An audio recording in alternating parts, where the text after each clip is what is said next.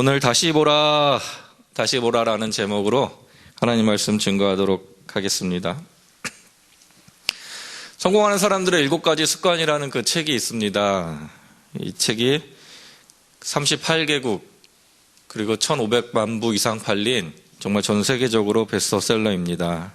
이 책의 내용은 개인이나 조직이 성공하려면은 성공한 사람들의 모습을 보면 어떠한 일정한 습관이 있다고 합니다. 그것을 이 저자인 스티븐 코비 씨가 그것을 그 공통점을 뽑아가지고 그 사람들의 습관을 적어놓은 방법이고, 이 방법대로 한 사람들은 성공했다라는 그 내용을 담고 있는 책입니다. 이 책의 서론에 보면은 패러다임의 변화라는 그 내용을 로 시작이 됩니다. 이 패러다임은 세상을 바라보는 그 시각이라는 그 의미인데, 이 패러다임의 변화가 바로 성공으로 이끄는 길이다라고 이야기를 하고 있습니다. 그러면서 저자분이 경험했던 그 패러다임의 변화에 대한 내용을 그 서론에서 잠깐 소개하고 있습니다. 그 내용이 뭐냐면은 그가 이제 뉴욕의 지하철을 타고 가는 길입니다. 그러니까 주일날 아침 일찍 그 지하철을 타고 가는 길이었는데 평온했지요. 주일날 이제 새벽 아침이다 보니까 대부분 사람들이 다 조용했고 많이 타지 않은 그 지하철 모습 속에서 참 평화로웠습니다. 그런데 그 다음 정거장에서 어떤 분이 탑니다. 애 둘을 데리고 이제 지하철에 올라오게 됩니다. 그런데 이 애 둘이 이제 너무 시끄럽지요. 제멋대로 하기 시작을 합니다. 돌아다니고 뛰고 놀고 소리 지르고, 심지어는 어떤 분의 이제 보고 있는 신문을 붙잡기도 합니다. 그러면서 이 평온했던 이 지하철 그 내부가 온통 뒤범벅되는 그러한 소란한 분위기가 되어버렸습니다. 이 모습을 보면서 이 저자 이분이 갑자기 화가 나기 시작을 했습니다. 아니, 이 부모는 도대체, 이 아버지는 뭐길래 애들이 저렇게 이게 이제 지하철이 자기 운동장 삼아서 저렇게 뛰어 돌아다니고 있는데 조용히 시킬 생각을 안 하냐. 짜증이 나기 시작했고, 이게 주변에 보니까 지하철에 같이 앉아있는 승객들의 모습들이 자기와 동일한 그 얼굴의 모습으로 다 찡그리고 있었습니다. 그래서 더 이상 참을 수가 없어가지고 이제 옆에 앉아있는 이제 남자에게 이야기합니다. 선생님, 어떻게 저렇게 많은 사람들에게 폐를 끼치는데 아이가 조금 좀 이렇게 조용히 시켜야 되지 않겠습니까? 라고 이야기를 하니까 이분이 이제 살짝 눈을 뜹니다. 그러고 이야기합니다. 힘없이 말을 하는데, 당신 말이 맞습니다. 그런데 지금 1시간 전에 이 아이의 어머니가 죽었다는 그 소식을 듣고 지금 아이들하고 지금 함께 병원에 가는 길입니다. 그래서 제가 무엇을 어떻게 해야 될지 모르겠습니다. 이 이야기를 합니다. 그러면서 갑자기 이분이 아이들을 바라보던 그 시각의 눈이 바뀌기 시작을 합니다. 그 전까지는 짜증이 나는 애들이었고, 그 전까지는 바라볼 때 화를 나게 하는 애들이었고, 바라볼 때 평온한 그런 주일날 아침에 그 기분을 다 깨버리는 그런 아이들이었는데, 갑자기 그 화나는 마음은 사라지고 아이를 보면서 불쌍한 마음이 들기 시작을 했고, 아이들이 뛰어노는 것, 그 전까지는 굉장히 눈에 거슬리는 것이었는데 이제는 그것이 다 없어지는 그러한 상황이 되었습니다. 그러면서 이분이 이야기하고 있는 것은 이게 바로 패러다임이고, 이 패러다임은 상황과 본질을 이해하는 데 있어서 정말 중요한 것이다. 사람이 어떠한 그 상황이나 사물을 바라볼 때 이 패러다임을 가지고 바라보게 되고, 어떠한 패러다임을 가지고 있느냐에 따라서 보는 그런 자기가 받아들이는 그런 내용이나 감정이 달라진다라고 이야기를 한 내용이 있습니다. 그렇듯 패러다임은 어떠한 것을 발견하고 그리고 바라보는 데 있어서 중요한 시각입니다. 신앙생활도 마찬가지지요. 신앙생활을 할 때 답답하기도 합니다. 그리고 짜증나기도 합니다. 주위 성도들이 싫기도 합니다. 하나님 원망스럽기도 합니다. 왜냐하면 단면적으로 바라보기 때문입니다. 패러다임을 변화시켜가지고 자신의 눈이 아닌 하나님의 눈으로 바라보게 되면은 우리가 보지 못하는 다른 면을 볼 수 있게 되는 것입니다. 세상 속의 가치관으로 살아갑니다. 그러고 나서 예수님을 믿게 됩니다. 이전까지는 자신의 눈으로 세상을 바라봤고 다른 사람들의 비판을 가지고 같이 바라봤던 그 눈들이 이제는 예수님의 가치관으로, 하나님의 가치관으로 그리스도의 눈으로 바라보기 시작을 합니다. 이것을 우리는 회심이라고 이야기합니다. 자신의 생각으로 바라보던 것이 하나님의 섭리로 바라보게 되고, 자신의 욕심으로 바라보던 것이 이제 하나님의 목적으로 바라보게 됩니다. 자신의 감정으로 바라보던 그 시각이 이제는 하나님의 마음으로 바뀌게 되는 것, 이것이 바로 패러다임의 변화입니다. 오늘 읽은 본문에서도 동일하게 이 패러다임의 변화가 일어납니다. 그 사도 바울이 다메섹에서 예수님 만나게 됩니다. 그리고 그가 가지고 있던 패러다임들이 다 무너지게 됩니다. 그리고 다시금 예수님의 눈을 들어서 세상을 보게 됩니다. 형제 사울아, 다시 보라 하거늘. 지금 사도 바울은 이전까지 가지고 있던 그 모습이 아닌 이제 새로운 눈을 가지고 세상을 바라보기 시작을 합니다. 그의 옛모습은 사라지고 새로운 모습인, 새로운 피조물로서 하나님의 눈으로서 예수님의 눈으로 다시 지금 세상을 바라보게 되는 것입니다. 오늘 본문을 통해 가지고 사도 바울이 다시 보게 된 것이 무엇인지 함께 살펴보려고 합니다. 무엇을 다시 보게 되었는지, 사도 바울이 그전까지 바라봤던 것은 무엇이었고, 그리고 예수님 만난 후에 다시 바라보게 된 것이 무엇인지, 그의 패러다임의 변화와 시각의 변화가 무엇인지 오늘 본문을 통해서 함께 살펴보고, 여러분들 내에서도 그전까지 교회에 가졌던 마음들, 그리고 여러분의 생활들, 그리고 여러 가지 다양한 그 환경 속에서 여러분의 눈으로 바라봤던 것이 무엇이었는지, 그리고 하나님의 시각은 무엇인지 함께 성찰하는 귀한 시간 되시기를 주님의 이름으로 소망합니다. 자, 사도 바울이 다시 보게 된 것은 우선 예수님을 다시 보게 되었습니다. 자, 8절에 보면 이러한 말씀이 있습니다. 내가 대답하되 주님 누구시니까 하니, 내가 대답하되 주님 누구시니까 하니. 지금 사도 바울은 다메섹에서 예수님을 다시 보게 되었습니다. 예수님이 누구인지 다시 깨닫기 시작을 합니다. 다메섹에서 예수님 만나가지고 눈이 어두워졌습니다. 그리고 음성이 들리기 시작을 합니다.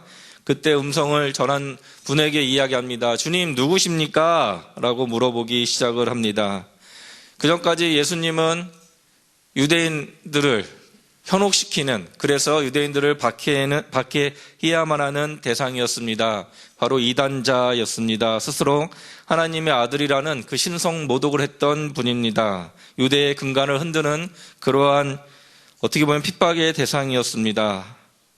그래서 예수님을 믿는 사람들, 그런 모든 사람들을 잡아다가 감옥에 가두는 것이 바로 사울의 일이었고, 사울은 예수님을 바로 그러한 분으로 생각을 했습니다.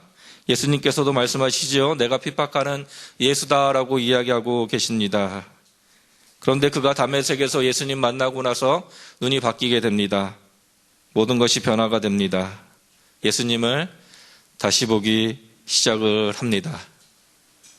여러분은 예수님을 누구라 여러분들 여기시고 생각하십니까? 복을 주시는 분이세요? 여러분의 삶을 안전하게 보장해 주는 분이세요? 사도 바울은 지금 예수님을 받게 했던 그 모습에서 본질적으로 예수님을 지금 다시 보기 시작을 합니다. 예수님의 제자 중에서 베드로도 마찬가지였습니다. 베드로도 예수님을 다시 보게 되는 그 사건이 있습니다. 그게 바로 누가복음 5장에 있는 사건입니다. 누가복음 5장 3절에서 8절에 이러한 말씀이 있습니다. 예수께서 한 배에 오르시니 그 배는 시몬의 배라. 육지에서 조금 떼기를 정하시고 앉으사 배에서 무리를 가르치시더니 말씀을 마치시고 시몬에게 이르시되 깊은 데로 가서 그물을 내려 고기를 잡으라. 시몬이 대답하여 이르되 선생님 우리들이 밤이 새도록 수고하였으되 잡은 것이 없지만은 말씀에 의지하여 내가 그물을 내리리라 하고 그렇게 하니 고기를 잡은 것이 심히 많아 그물이 찢어지는지라. 이에 다른 배에 있는 동무들이 손짓하여 와서 도와달라 하니 그들이 와서 두 배의 채움에 잠기게 되었더라. 시몬 베드로가 이를 보고 예수의 무릎 아래 엎드려 이르되 주여 나를 떠나소서 나는 죄인이로소이다 하니 갑자기 예수님이 자신의 배에 올라탑니다. 무리를 가르치시기 시작을 하십니다. 아마도 그때까지는 베드로는 예수님을 아마 랍비로 생각했던 것 같습니다. 선생님이라는 호칭을 사용하고 있습니다. 이 원어에서는 랍비인데 랍비는 그들에게 있어서 선지자거나 아니면은 율법을 가르치는 그러한 분으로 여기는 용어입니다. 예수님을 선생님으로 지금 이야기를 했습니다. 오늘 본 5장인데 4장에 보면은 4장에 여러 가지 사건이 나옵니다. 베드로의 장모를 고치는 그 사건이 나오고, 그리고 예수님에 대한 이적에 대한 부분들이 나오고, 그리고 하나님의 복음을 선포한 그 예수님에 대해서 나옵니다. 4장에 있는 그 내용을 비추어 봤을 때 베드로는 아마 그러한 내용들을 들었을 것이고, 그래서 아마도 선지자거나 랍비구나라고 예수님을 그렇게 생각을 했던 것 같습니다. 그래서 선생님이라는 호칭을 사용합니다. 그러나 예수님을 다시 발견하기 시작을 하지요. 예수님께서 그물을 내리라 했을 때 그물을 내리고 나서 그에게 찾아온 것은 저분은 랍비가 아니라 우리가 갈망했던 바로 메시아구나. 그동안 메시아에 대한 갈망하는 사상들이 있었고 예수님에 대해서 메시아인지 아닌지 이러쿵저러쿵 이야기가 있을 때 베드로는 직접 예수님을 만나고 나서 예수님은 우리의 메시아구나라는 그 생각을 하기 시작을 합니다. 그래서 그전에는 선생님이라는 호칭을 썼다가 8절에 이러한 호칭을 씁니다. 주여 나를 떠나소서 나는 죄인으로소이다. 지금 베드로는 예수님에 대해서 다시 보기 시작을 합니다. 그전까지는 나와 상관없던 분이셨고, 그전까지는 그냥 멀리서 보는 분이셨고, 그전까지는 그냥 하나님 나라의 복음을 전하고 율법을 전하는 그러한 분으로 여겼지만은 예수님을 만나고 나서 베드로는, 예수님을 경험하고 나서 베드로는 이제 나와 상관없는 선생님이 아니라 바로 나의 주인이구나, 바로 예수님이 메시아구나라는 것을 깨닫기 시작을 합니다. 그래서 뜬금없이 이야기하지요. 나를 떠나서서 나는 죄인으로소이다. 자신의 죄인됨을 깨닫기 시작을 하는 것입니다. 예수님을 만나기 시작을 하면은, 그분을 경험하기 시작을 하면은, 정말 인격적인 교제가 시작이 되면은 그다음부터 나오는 것은 바로 나는 죄인이라는 사실, 예수님이 어떠한 분이라는 사실을 깨닫게 되는 것이지요. 사도 바울도 동일했습니다. 그전까지 예수님은 박해해야 되는 대상, 그전까지 예수님은 잡아들여야 되는 대상, 그를 믿는 모든 사람들은 이단에 현혹되어서 다 잡아들여야 되는 대상으로 여겼지만은 다시금 회심의 역사가 일어나기 시작을 하지요. 마찬가지였습니다. 여러분들은 어떠하신가요? 여러분들은 예수님을 어떻게 생각하시나요? 처음에 회심의 순간들은 있었습니다. 그러나 세월이 흐르고 나서, 지나고 나서, 신앙생활이 너무도 길어지고 나서 예수님의 근본적인 본질은 놓치고 살고 있지는 않습니까? 하나님이 세상을 이처럼 사랑하사 독생자를 주셨으니 이는 그를 믿는 자마다 멸망치 않고 영생을 얻게 하려 하심이라. 주님은 바로 이러한 분이십니다. 우리를 죄에서 구원하실 유일한 하나님이시고, 주를 믿는 자에게는 바로 영생을 주시는 분이시고, 우리를 위해서 천국을 예비하신 분이십니다. 이 대가를 치르기 위해서 십자가에 달려 돌아가신 분이십니다. 우리의 죄를 해결하기 위해서 십자가에 달려 돌아가신 분이시지, 여러분에게 복을 주기 위해서, 여러분에게 안전함을 주기 위해서, 이 세상 살아가면서 떵떵거리는 삶을 살기 위해서 그렇게 하시는 분이 아니라는 사실을 여러분들 늘 기억하셔야 합니다. 주님은 나를 너무도 사랑하셨고 그 하나님의 명령을 받아서 이 땅에 오신 분이시고 예수님을 믿는 사람들에게는 영생을 주시는 분이시구나, 이것을 여러분들 늘 마음 가운데 깊이 간직하며 살아가셔서 주님, 예수님을 통해서만이 내 죄사함의 은혜가 있구나, 지금 살아가면서도 또 무수히 많은 죄를 짓지만 이 죄를 해결함을 통해서 하나님과 더욱더 친밀한 교제 가운데 나가게 하는 바로 우리의 중보자 되시는 분이시구나, 이것을 여러분들 깨달으셔야 합니다. 그래서 매일매일 삶 가운데 여러분의 삶 속에서 지은 죄들이 있다면, 주님, 예수님 통해서 하나님 나갑니다. 예수님의 보혈로 하나님 앞에 나갑니다. 하나님 아버지 성령 충만함을 주시고 하나님께서 주시는 그 평온함의 기쁨을 이 세상 살아가면서 누리게 하여 주시어서 예비된 천국이 바로 지금의 천국이고 앞으로 가야 될 곳이 바로 이러한 평안함을 누리는 곳임을 여러분들 그분을 통해서만이 얻을 수 있다는 사실을 여러분들 깨달으셔야 합니다. 바로 예수님은 바로 우리의 주가 되시고 바로 구세주 되시는 분이심을 여러분들 깨닫는 그런 인생들이 되시기 바랍니다. 사도 바울은 이것을 깨닫기 시작을 했습니다. 이것을 깨달은 사도 바울은 다음으로 주님께 물어봅니다. 10절에 내가 이르되 주님 무엇을 하리이까? 주님을 보고 나서는 그 다음에 던진 질문은 주님 무엇을 하리이까? 바로 사명에 대해서 물어보기 시작을 합니다. 그 전까지 사도 바울이 했던 것은 지금 다메섹에 예수님 믿는 사람들을 핍박하기 위해서 가는 것이 바로 그의 사명이었습니다. 유대 율법과 공예를 섬겼던 사도 바울은 바로 예수님, 유대의 근간을 흔들는 바로 이 예수님을 믿는 사람들을 다 잡아다 가두는 것이 그의 사명이었고 그들을 핍박하는 것이 바로 그가 할 일이라고 생각을 했습니다. 그것이 바로 하나님을 향한 자신의 사랑이고 열정이라고 생각을 했습니다. 그랬을 때 그는 다시 예수님께 이렇게 질문하죠. 주님, 무엇을 하리이까? 이것이 바로 그의 두 번째 질문이었습니다. 바로 자신의 사명을 하나님께 다시 물어보고 다시금 바라보기 시작을 합니다. 14절 15절에 이러한 말씀이 있습니다. 또 이르되 우리 조상이 하나님이 너를 택하사 너로 하여금 자기의 뜻을 알게 하시며 그 의인을 보게 하시고 그 입에서 나오는 음성을 듣게 하셨으니 내가 그를 위하여 모든 사람 앞에서 내가 보고 들은 것의 증인이 되리라.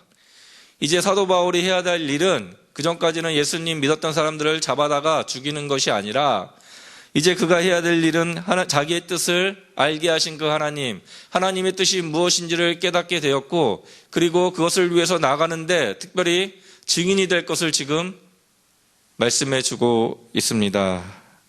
그는 사명을 다시 받지요. 예수님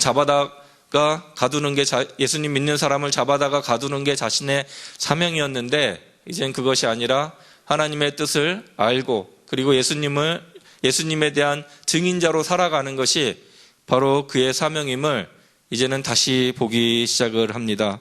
그래서 사도 바울이 이렇게 이야기합니다. 내가 달려갈 길과 주 예수께 받은 사명 곧 하나님의 은혜의 복음을 증언하는 일을 마치려 하면은 나의 생명조차 조금도 귀한 것으로 여기지 아니하노라. 그의 사명은 이렇게 변화가 되었습니다. 그전까지는 나의 달려갈 길은 예수님 믿는 사람들을 핍박하는 것이고 유대의 근간을 온전히 세우는 것이고 신성모독한 그 예수님과 그를 따르는 이단자들을 잡아들이는 것이 자신의 사명이었지만 이제는 바뀌었지요. 내가 달려갈 길 곧 주 예수께 받은 사명 그것을 위해서 달려간다라고 이야기하면서 나의 생명조차 조금도 귀한 것으로 여기지 아니하겠노라라고 지금 이야기를 하고 있는 것입니다. 여러분 사명은 무엇인가요? 그리스도인으로서 정말 본질적인 부분이지요. 예수님 믿었다면 그 다음에 해야 될 것은 여러분 사명이 무엇인가요? 여러분 그 사명과 목적을 위해서 하나님께서 여러분에게 당신의 뜻을 여러분에게 알려주고 여러분들이 그 뜻을 받아서 그 일을 위해서 달려가는 그 사명이 여러분 삶 가운데 있으신가요? 아니면 그냥 하루하루 내 삶 가운데 생업을 하고 그리고 소위 말하는 돈을 벌고 그리고 그것을 통해서 생명 유지하는 것이 여러분의 삶의 근본인가요? 주님께서 우리의 주인 되셨다면은 그 다음에 주님께서는 각자에게 그분의 뜻을 알려주시고 그 사명 가운데 살게 하십니다. 여러분 사명은 무엇인가요? 여러분 그 사명을 발견하고 살아가고 계신가요? 아니면 아직까지 그 사명을 발견하지 못하셨나요? 하나님께 깊이 질문을 던지시고 하나님 그리스도인으로서 하나님을 믿는 주님을 고백하는 사람으로서 저는 하나님의 종인데 종은 주인의 시키는 일을 하는 사람인데 주님 저에게 무엇을 시키셨나요? 여러분들 귀하게 다시 한번 물어보시고 아니면 하나님 저에게 무엇을 하라고 시키셨는데 하나님 제가 그것을 놓치고 있지는 아니한지요? 여러분 하나님께 다시 한번 질문을 던지는 여러분 되시기를 바랍니다. 누가복음에 보면은 천국 비유에 관한 이야기가 나옵니다. 천국은 감추인 보화고 좋은 진주이다라고 이야기합니다. 그래서 성경 말씀에 이런 말씀이 있죠. 천국은 마치 밭에 감추인 보화와 같으니 사람이 이를 발견한 후 숨겨두고 기뻐하며 돌아가서 자기의 소유를 다 팔아 그 밭을 사느니라. 또 천국은 마치 좋은 진주를 구하는 장사와 같으니 극히 값진 진주 하나를 발견함에 가서 자기 소유를 다 팔아 그 진주를 사느니라. 지금 천국은 마치 감추인 보아요 좋은 진주다라고 지금 이야기를 하고 있습니다. 그런데 이것은 그 가치를 볼 수 있는 사람에게만 보하고 그리고 좋은 진주가 되겠지요. 그것을 보지 못한다면은 아무 쓸모짝이 없는 것이 되어 버립니다. 작년 12월 성탄절 전후로 해가지고 읽은 그 신문 기사가 하나 있는데, 그 신문 기사가 그 어떤 미국에 있는 그 남성에 대한 그 내용이었습니다. 이스터 세일이라고, 미국은 여러 가지 세일들을 참 많이 해요. 가라지 세일, 무슨 세일 하는데, 무빙 세일 이렇게 하는데, 이스터 세일이라고 자기 부모님이나 이렇게 상속을 받은 이제 그 물건들이지요. 이제 어머니부터 이제 돌아가시면은 받은 물건들, 그런 것들을 본인은 필요가 없으니까 그거를 이제 자신의 마당에다가 다 풀어놓고 이제 사람들이 와서 그냥 사가는 그러한 그 세일입니다. 그때 이제 어떤 남성이 그 세일하는 기간에 이제 가가지고 그 2016년도에 모조 목걸이 하나하고 그림 하나를 이제 삽니다. 하나는 1불을 주고 사고 하나는 30불 주고 이제 그 물건을 삽니다. 그리고 이제 집에다가 이제 그림을 걸어놨습니다. 근데 가끔가다 사람이 오면은 그림이 좀 특이하니까, 성모 마리아 그림인데 스케치한 그림이라서 참 특이하니까 저 그림을 이제 사람들에게 보여줍니다. 그런데 이 사람의 친구가 하나 있습니다. 필립슨이라는 친구인데, 그 친구가 이제 희귀 그런 이제 물건을 파는 그런 사람이었습니다. 근데 이 사람이 오면서 이게 좀 물건을 보니까 물건이 좀 예상치가 않아가지고, 특별히 밑에 이제 AD라고 하는 그 이니셜이 있는데, 이것이 16세기 화가인 뒤로가 쓰는 그 이니셜이었습니다. 그래서 그거를 유심히 보고 있다가 자신과 거래하고 있는 그 미술 수집하는 그 분을 2019년도에 만났고, 그분에게 이제 이 사진에 대해서, 이 그림에 대해서 이야기를 합니다. 그래서 이분도 좀 궁금해가지고 같이 찾아가가지고 이 그림을 보게 되었습니다. 그러니까 이분이 이 그림을 보고 뒤로 작품이 확실하다는 그 사실을 느끼고 이것을 대형 박물관에 이제 의뢰를 합니다. 이 작품이 정말 뒤로 작품이 맞냐? 이제 2년 동안에 감정한 결과, 이 작품이 맞고, 이 작품은 1503년에 아마 이제 그린 그 그림이 맞다, 진품이라는 그 결론을 내립니다. 그 그림의 추정가가 5천만 달러. 한국 돈으로 600억 정도인데, 30불, 3만원, 4만원 주고 산 그림이 600불이 되어버린, 6억이 되어버린 것이지요. 가치를 볼 수 있는 사람에게는 600억의 가치가 있는 그림이지만, 가치를 못 보는 사람은 그냥 길거리 세일에서 팔아버리고, 가치를 모르는 사람은 그냥 3만원 주고 사가지고 걸어놓는 것입니다. 하지만 만일 저거 가치를 볼 수 있는 사람의 눈이었다면은 그게 3만원의 금액이 아니었겠지요. 마찬가지입니다. 천국도 마찬가지입니다. 천국은 마치 밭에 감추인 보화 같은 거지요. 그 보화를 발견한 사람만이 그것이 어떠한 가치가 있는지를 깨닫게 되는 것입니다. 사명도 마찬가지입니다. 그냥 살아가는 사람들은 저 가치를 모르지요. 하지만 천국의 가치를 깨닫게 되고 예수님의 가치를 발견한 사람들은 그러한 삶을 살지는 못합니다. 자기의 모든 소유를 다 갖다 버리고서라도 밭을 구하는 것이 바로 그 사람들의 마음이지요. 왜냐하면 그 가치를 알고 있기 때문입니다. 그래서 천국의 가치를 알고 있는 사람, 예수님의 가치를 알고 있는 사람들은 무가치한 가치들, 그것을 다 버려서 가치 있는 것을 살려고 노력을 하지요. 그들에게 있어서 물질은 무가치하게 되어버립니다. 이 무가치한 것을 버려가지고 귀한 영혼을 살려고 하고, 이 무가치한 것들을 버려가지고 더 가치 있는 하나님의 나라를 얻으려고 노력하는 것이 이 소명을 발견한 사람들의 모습입니다. 그래서 사도 바울은 그러한 삶을 살았습니다. 자신의 모든 것을 다 배설물로 여김은 그로 인해서 예수님을 얻었기 때문에 그러한 삶을 살겠다라고 이야기하지요. 바로 사도 바울은 예수님이 어떠한 분인지 그 가치를 발견했고, 내 인생에서 그분을 위해 살아가는 삶이 얼마나 큰 가치인지를 발견했기 때문에 그러한 삶을 살아갔던 것입니다. 여러분들 사명을 위해서 살아가고 계시나요? 그 가치를 발견하고 살아가고 계시나요? 주님 주신 육신의 생명이 이제는 얼마나 남았을까요? 아직까지도 발견하지 못했다면 여러분 기도하셔야 합니다. 하나님, 자기의 뜻을 분명히 알려주시는데 하나님, 저를 향한 주님의 뜻은 무엇입니까? 저는 주님의 종인데 주님, 저에게 지시한 것이 무엇입니까? 지시했는데 제가 게으른 종이라서 지금 잠만 자고 있고 주님의 명령에 대해서 제가 잊어버리고 있지는 않습니까? 여러분 기억하셔야 합니다. 몇만 년 살면 상관없지요. 그런데 인생이 참 짧지요. 1년이 이렇게 빨리 지나가고 앞으로 숫자 세어보면 이제는 살 날이 얼마나 남을까? 이거 되돌아보면 인생 정말 짧습니다. 그러할 때 아직까지도 이러한 가치를 발견하지 못했다면 기도하셔야 합니다. 여러분, 하나님, 저에게 명령하신 그 가치가 무엇인가요? 제 인생 살아가면서 하나님께서 주신 그 가치대로 살고 싶고 그 가치가 정말 귀하다는 것을 발견하고 싶습니다.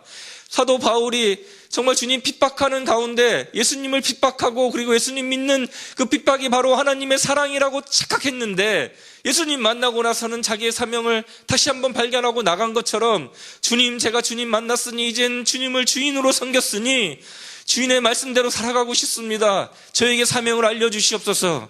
그것을 발견하는 여러분 되시기를 바랍니다. 그래서 남은 인생은 정말 허투루 쓰는 인생이 아니라 이 인생 가운데 정말 하나님을 기쁘시게 하고 주인의 그 명령에 따라 순종해서 여러분 심령 가운데서도 정말 기쁜 심령, 내 인생이 정말 가치가 있었구나라는 그 마음을 가지고 살아갈 수 있는 인생들이 되시기를 주님의 이름으로 소망합니다. 마지막으로 사도 바울이 다시 보게 된 것이 있습니다. 사도 바울은 예수님을 다시 받고 그로 인해서 자신의 사명을 다시 받습니다. 그리고 마지막으로 다시 본 것이 바로 사람들을 다시 보게 됩니다. 15절, 내가 그를 위하여 모든 사람 앞에서 내가 보고 들은 것의 증인이 되리라. 이제는 사도 바울은 사람을 잡아다가 드리는 사람이 아니라 정말로 저들은 유대의 공의에 있어서 핍박을 받아야 되고 죽을 죄를 지은 사람이라고 생각해서 정죄했던 그 사람들이 이제는 그러하지 않지요.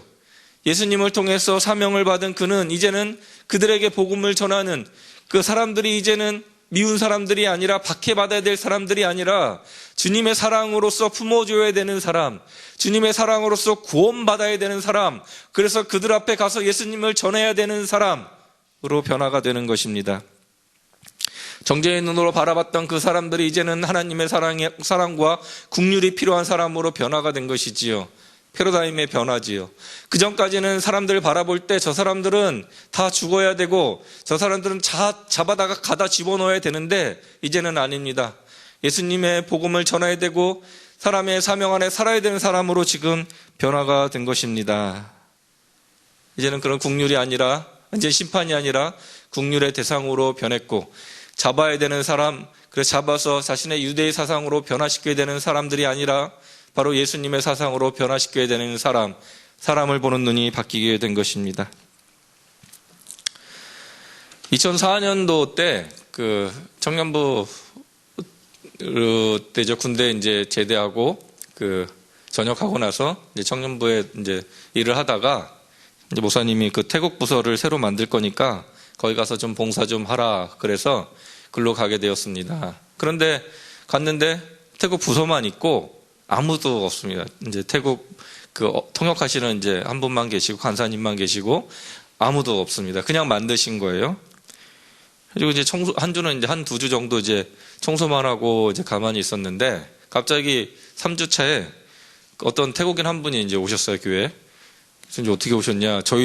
저희가 신기했습니다. 저희가 태국 부서를 만들었는데 오신 분 보고 저희가 신기했습니다. 아니, 어떻게 오셨냐고. 이제 이분이 그 플랜카드를 받답니다. 태국어 플랜카드를 받고 이제 예배한다고 태국어로 이렇게 적어놨는데 그걸 보고 이분이 이제 오셨어요. 오셔가지고 이제 얘기하다가 이것저것 물어봤습니다. 이제 어떻게 오셨냐? 그랬더니 외국인 노동자로 왔고 그 덕소 그 앞에 이제 도심역이라고 있는데 그 역사 짓는 그 노동자로 이제 왔습니다라고 이야기를 하면서 그 초등학교 때 그 선교사님 통해 가지고 예수님을 알게 됐고 주일학교 생활을 했습니다. 그러면서 뭐 계속 예배가 있으면은 와도 되냐? 그래서 저희는 너무 감사했죠.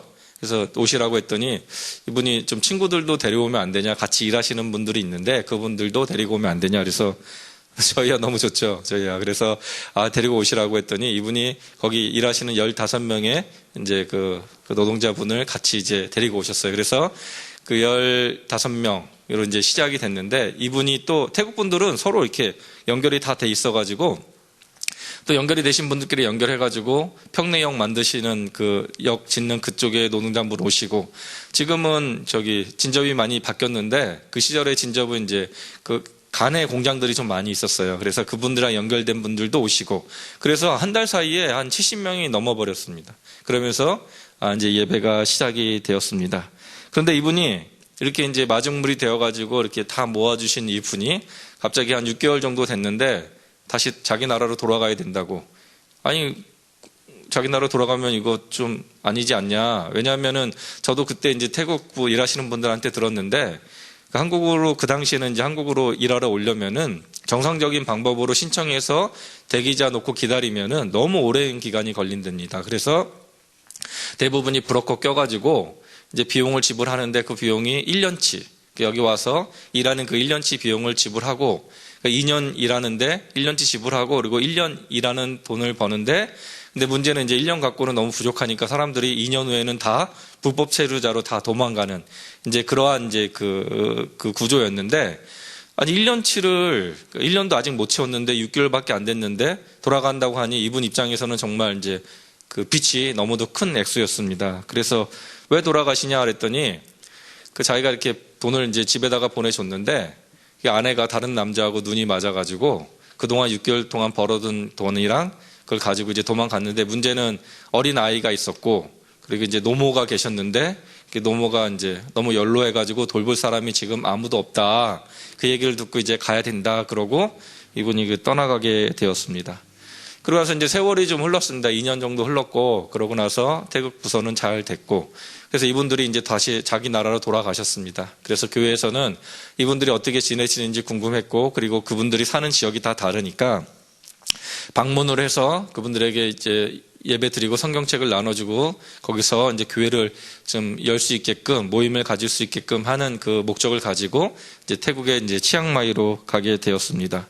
사람들 다 돌보고 다 돌아보고 나서 문득 궁금해졌습니다. 이분 그때 6개월만 하고 가신 이분이 어떻게 되었는지 이제 궁금해가지고, 그분 집 아냐 그랬더니 가까운 곳에 있다고 하셔가지고 그분 집을 이제 찾아가게 되었습니다.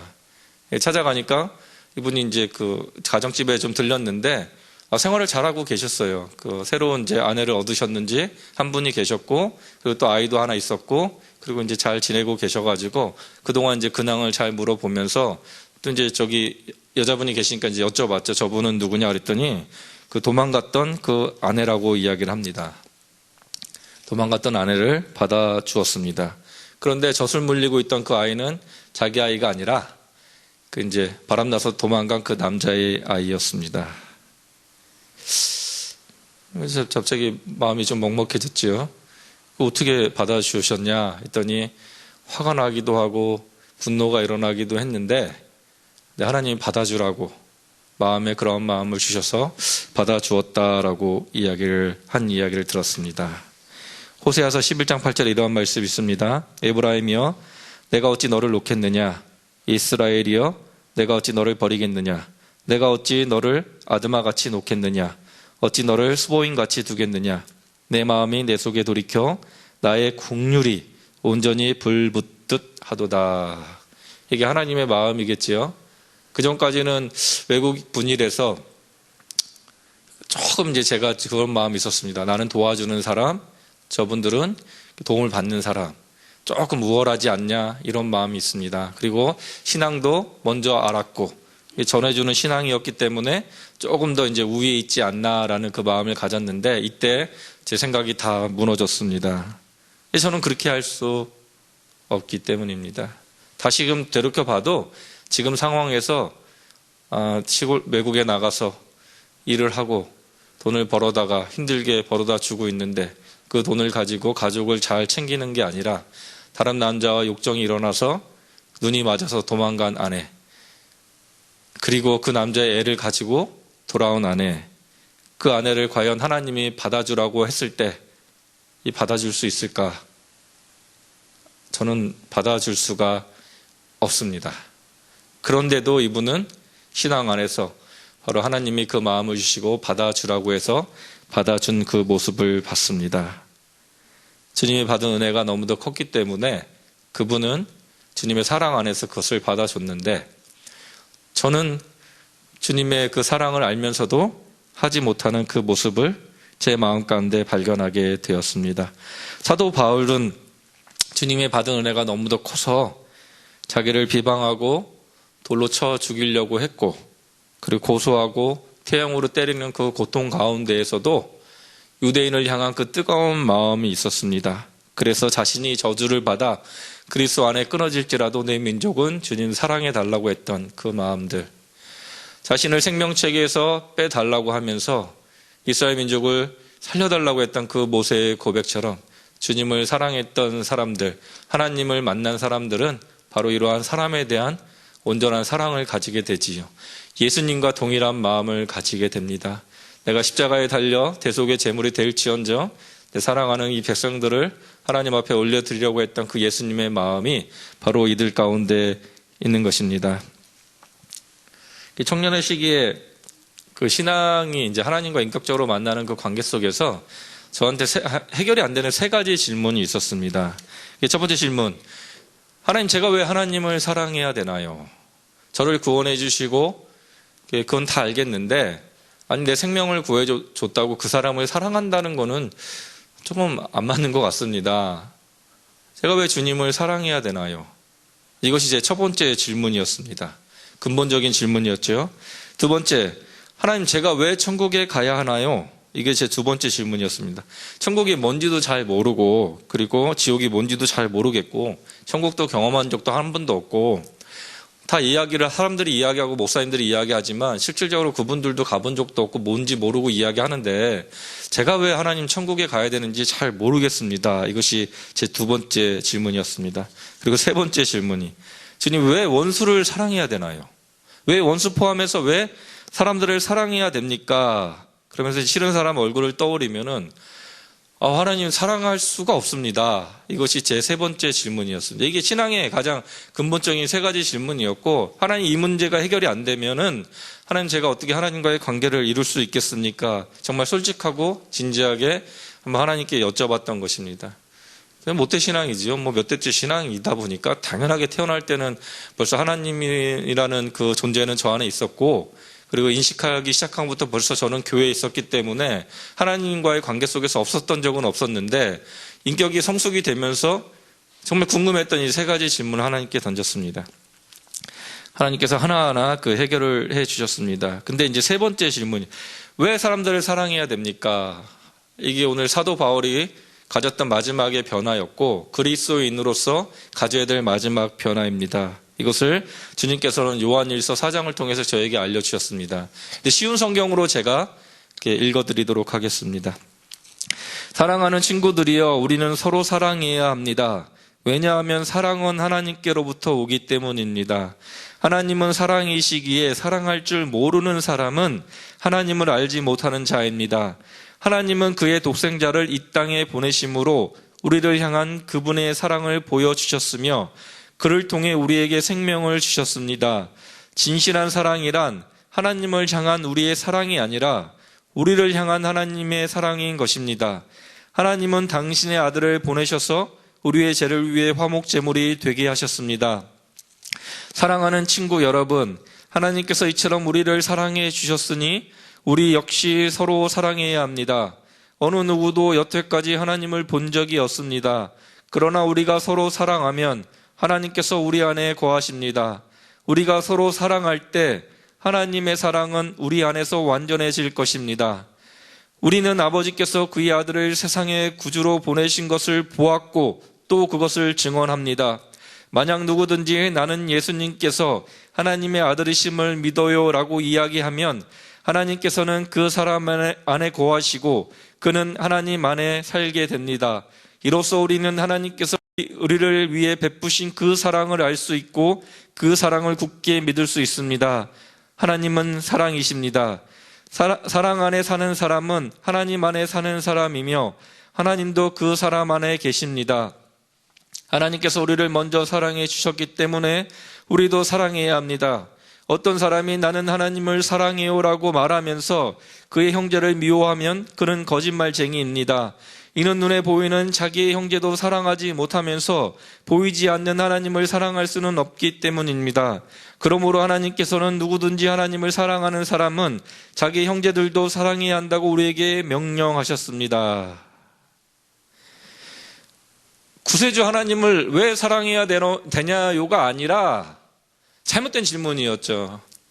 하나님 저를 구원해 주신 거 아는데 제가 왜 하나님 사랑해야 됩니까? 잘못된 생각이었죠. 구원의 하나님이 아니라 나를 사랑해 주신 하나님이셨습니다.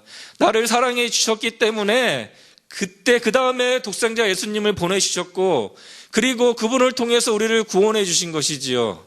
구원자가 아니라 우리를 먼저 사랑해 주셨기 때문에 우리 하나님 사랑하는 것이지요. 부모님이 우리를 사랑해 주셨기 때문에 우리가 부모님 사랑하는 것이지요. 하나님의 사랑이 우리 안에 거하기 때문에 우리 하나님 사랑하는 것입니다. 왜 천국에 가야 되나요? 하나님 사랑하기 때문에 사랑하는 분과 같이 있고 싶어서 천국에 가는 것이지요. 하나님 제가 왜 천국에 가야 되나요? 질문을 던졌을 때 답이 없었습니다. 하지만 내가 사랑하는 분하고 같이 있고 싶은데 안 갈 수가 없겠지요. 하나님 제가 왜 사랑해야 됩니까? 나의 형상으로 만들었는데 다 나의 형상으로 만들었고 내가 사랑하는 지체들인데 사랑해주면 안 되겠니? 이것이 하나님께서 저에게 주신 답변이었습니다. 사도 바울도 동일했지요. 사도 바울도 사랑이 없었다면 그렇게 못했을 것입니다. 모세도 마찬가지였겠지요. 모세의 사랑도 이스라엘 향한 그 사랑이 없었다면 그렇게 못했겠지요. 우리들도 마찬가지입니다. 하나님의 사랑을 알았다면 그 다음에 사람을 바라볼 때에 원수의 대상이 아니라 바로 하나님의 사랑으로 사랑해야 되는 국률의 대상으로 바뀌게 되는 것이고 저분이 저렇게 행동하는 것은 바로 예수님을 모르기 때문에 저분이 저렇게 나를 핍박하는 것은 바로 예수님을 모르기 때문에 하는 행동임을 우리는 깨닫게 되는 것입니다. 성령이 우리 안에 계시니 우리는 하나님의 사랑을 그 안에서 깨닫게 되는 것입니다. 사랑은 하나님 것입니다. 그 하나님의 사랑을 하나님께서는 하나님 인간을 만드셨을 때 우리에게 주신 것이고 그리고 그 온전한 사랑은 바로 하나님을 믿는 그 믿음 안에서 하나님이 우리 안에 들어와 계심으로 하나님께서 우리에게 주신 그 성품의 사랑과 연합이 될 때 우리는 온전한 사랑을 이룰 수가 있는 것이고 영이신 그 하나님을 우리는 볼 수 없지만 그 하나님의 성품이 우리 안에서 충만하게 발현이 될 때 하나님 함께 하심을 알 수가 있는 것입니다. 그래서 하나님께서는 우리에게 지금 말씀하고 있는 것은 다시 봐라. 아이들 짜증나지 않냐? 지하철에서 그렇게 힘들게 하는 아이 짜증나지 않냐? 이건 네 눈으로 바라볼 때의 모습이고 하지만 내 마음을 가지고 바라보게 된다면 그들은 국률의 대상이고 사랑의 대상임을 주님께서 우리에게 말씀해 주고 있는 것입니다. 다메섹에서 예수님 만난 사도 바울은 예수님이 어떠한 분인지를 다시 분명히 깨닫기 시작을 했습니다.